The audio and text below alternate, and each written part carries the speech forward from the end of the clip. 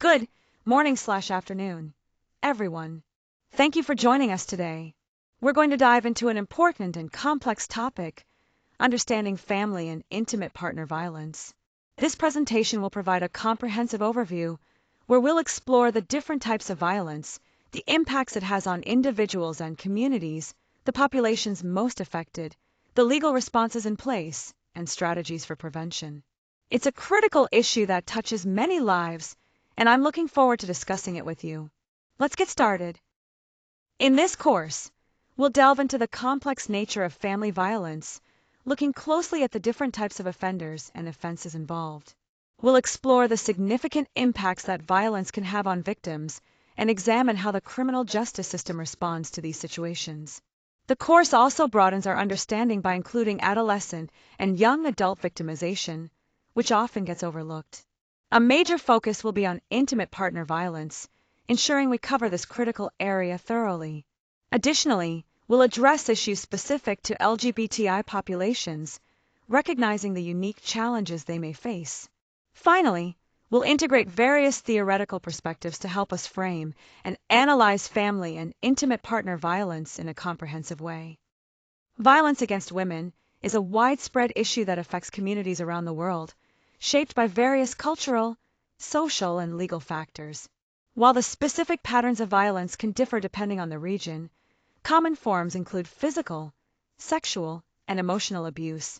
At the core of this violence are deep-rooted issues like gender inequality and cultural norms, alongside inadequate legal protections and enforcement. The consequences of this violence reach far beyond the individual victims, impacting families, communities, and society as a whole. Because of its complex and pervasive nature, it's clear that addressing violence against women requires coordinated efforts on both global and local levels to create meaningful change. When we talk about family violence, it's important to understand the four major types. First, physical violence involves using physical force that causes injury or harm. This is often what people initially think of when they hear family violence. Then, there's emotional violence, which can be less visible but equally damaging. This includes psychological abuse, such as intimidation, humiliation, and controlling behaviors that undermine a person's sense of self. Third is sexual violence, which refers to any non-consensual sexual acts or coercion that happen within the family. Lastly, neglect is also a form of family violence. It's when basic needs and care are not provided, leading to harm or putting someone at risk. Each of these types can have serious, long-lasting effects, and recognizing them is crucial for prevention and support. Child maltreatment is a serious issue that encompasses neglect, physical abuse, and sexual abuse. Neglect happens when a child's basic needs, like food, shelter, and emotional support, are not met, which can result in delays in their development and lead to emotional challenges.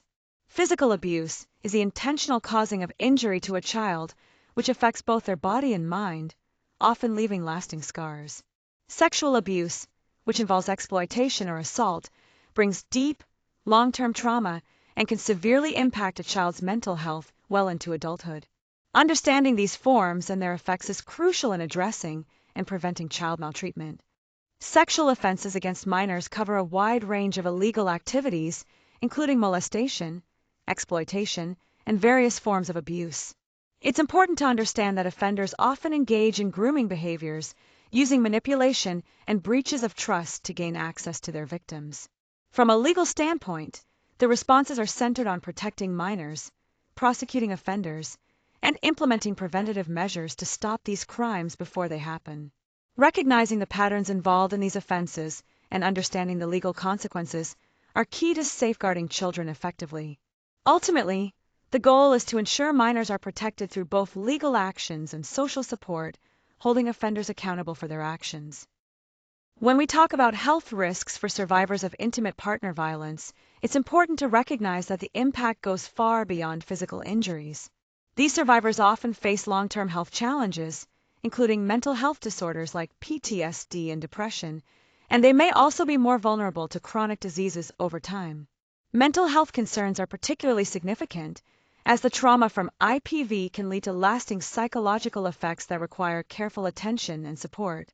To address these complex needs, support strategies must be comprehensive. This includes crisis intervention to handle urgent situations, safety planning to reduce immediate danger, access to healthcare services, and legal assistance to protect survivors' rights. Safety planning, in particular, is crucial. It helps survivors create a practical plan to stay safe in their daily lives and during moments of heightened risk. Finally, we need an integrative approach that combines immediate safety measures with long-term recovery efforts. This ensures that survivors receive not just short-term protection, but also the ongoing support necessary for healing and rebuilding their lives.